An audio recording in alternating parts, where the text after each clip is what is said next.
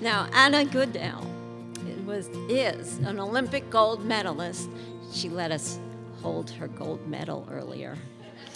And four-time world rowing champion. She returned to her hometown of Camden after coaching at Gonzaga University and Ohio State to become the executive director and head coach at Magundaka Rowing. And we're glad.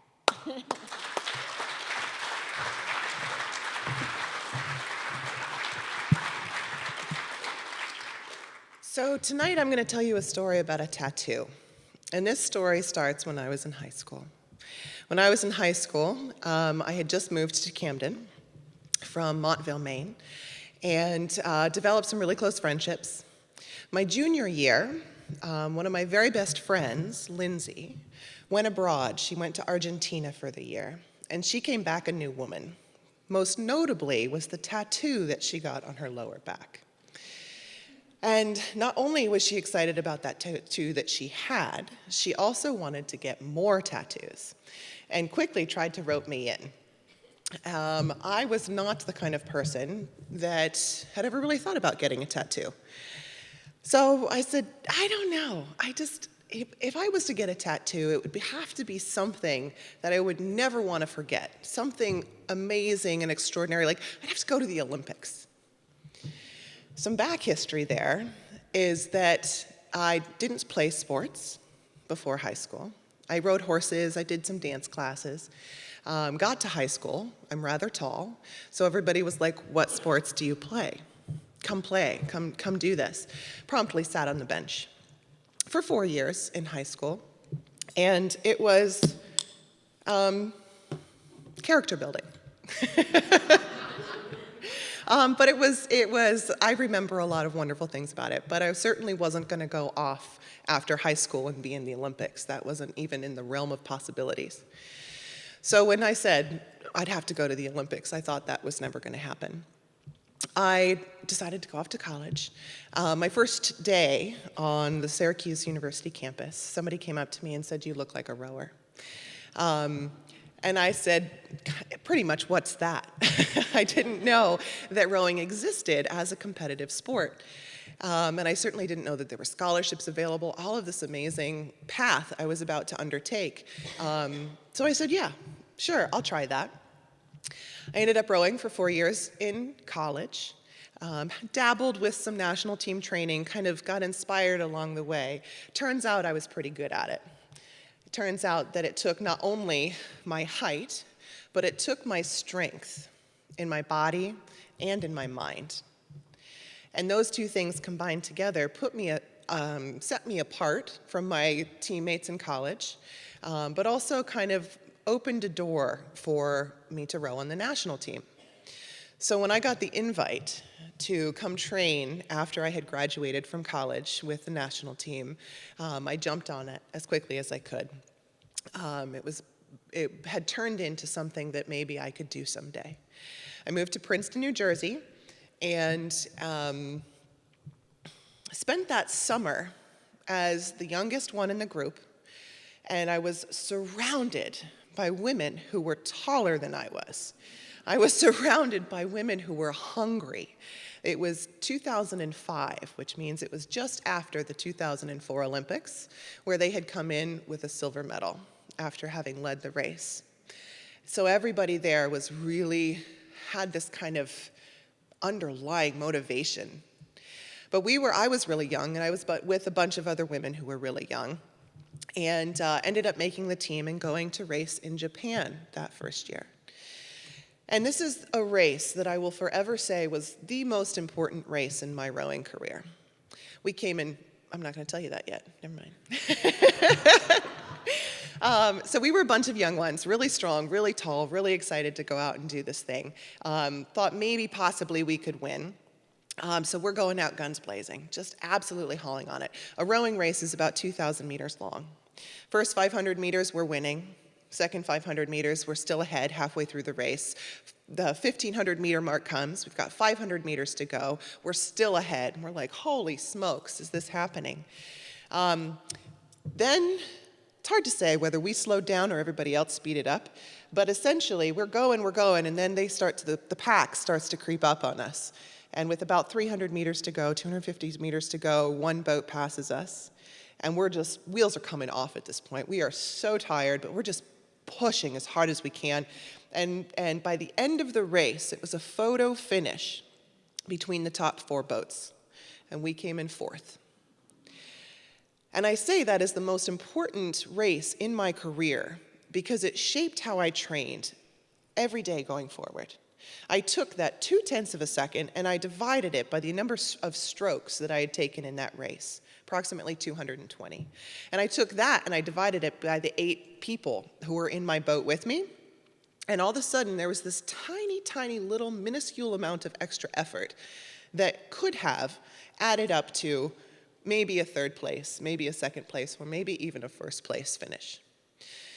So by breaking this really big goal down into small, manageable moments, I could wrap my head around it.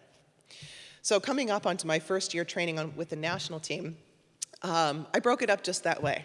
I said, okay, I'm going to do this squat, and I'm going to go a little bit lower. Can I go a little bit harder on this last 500 meters? Yes, I can. And so it became this incremental series of small moments where I could find a little bit of extra effort. That ended up paying off quite well as we went to the 2006 World Championship and won a gold medal and set a world record. 2007, we also won again. 2008 rolls around. For some reason, or somehow, 2008 was a completely new year, yet it was exactly the same as what we had been doing. Training wasn't changing, but it was all of a sudden the Olympic year. In January of 2008 is a moment that, in addition to the 2005 race, shaped this tattoo idea. When I was training, we were out in California at the Chula Vista Training Center. And for the first time in my career, my body stopped going. I didn't fall down, but all of a sudden I could not perform in the same way that I had been performing. Up until this point, it was like, hey, Mom, guess what? I just PR'd. Hey, guess what? We just won a world champion. It was just kind of this going. And then all of a sudden, my body stopped performing. So I went to doctors and I went to trainers and I tried to figure out what on earth, why is this happening? This is really important. It's 2008. I need to make a boat. I need to perform. And they said, you're healthy.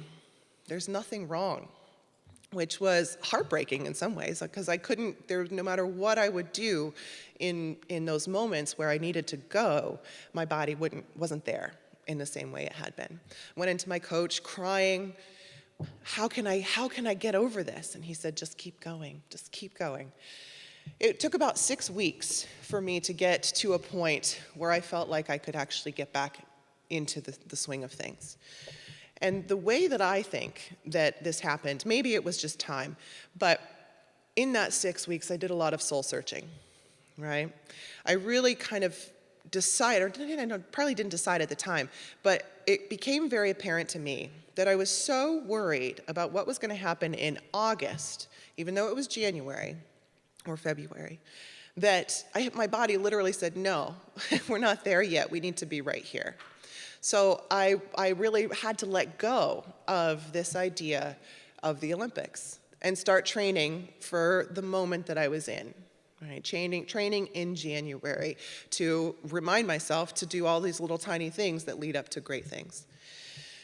So eventually I got back onto it. Ended up PRing again, winning some races, making the boat. After I made the boat, we had about a week. Our coach said, you have a week to talk to reporters, you have a week to do emails, all the stuff, and then after that it's 100% focus time. And so in that week, I got an email from my dear friend Lindsay. And in this email, she said, do you remember that conversation we had about a tattoo? You know what this means, right?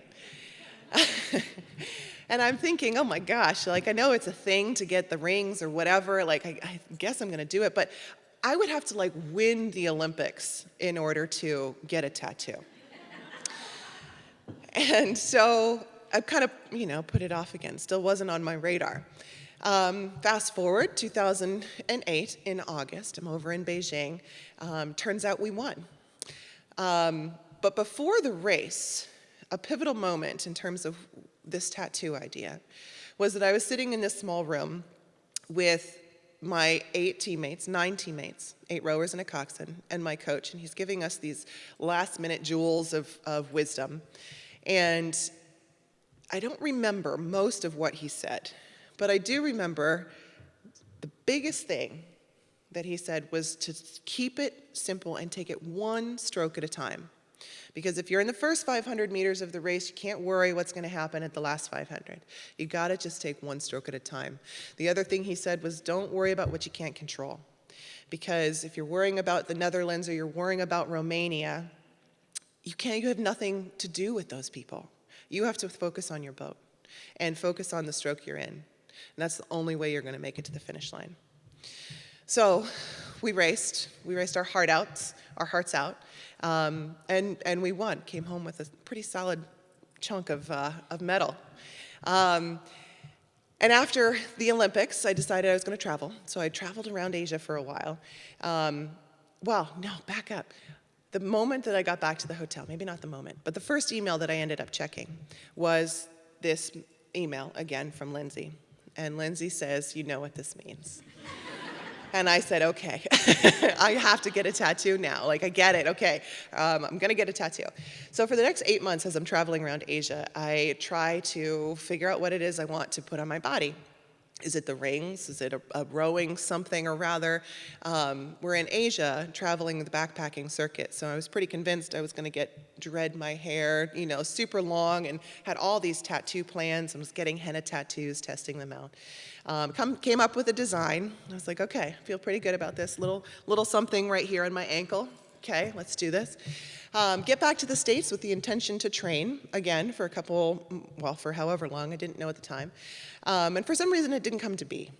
I don't know whether it was, I certainly didn't have the motivation. I never really had the motivation to get a tattoo. Had the design, but it never happened. So we trained again, won a world championship in 2009, and again in 2010.